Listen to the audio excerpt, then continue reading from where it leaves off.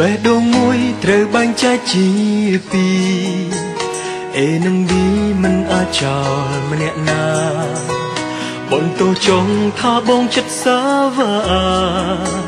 សាងស្នេហាធ្វើឲ្យអូនទឹកភ្នែកម្នាក់អាណិតម្នាក់ទៀតគឺស្រឡាញ់ឲ្យចោះចាញ់ព្រោះមិនអាចបែងចែក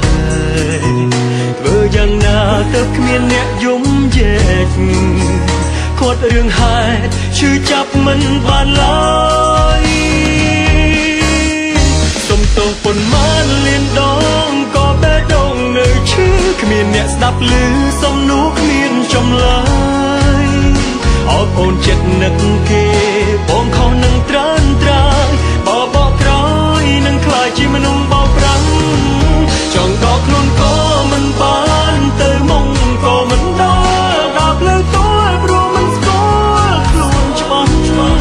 ចិត្តស្រឡាញ់អ្នកថ្មីបេះដូងនឹកអ្នកចាំងអ្នកណាខ្លាំងយល់អារម្មណ៍មួយនេះ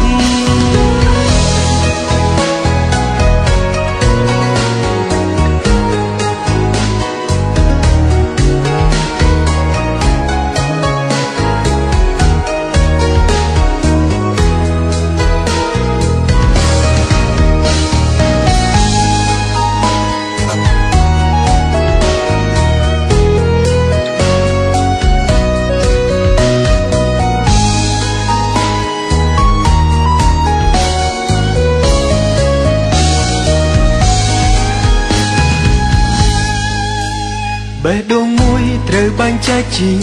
ពីរ A និង B មិនអាចចោលម្នាក់ណាបន្ទោចង់ថាបងចិត្តសាវា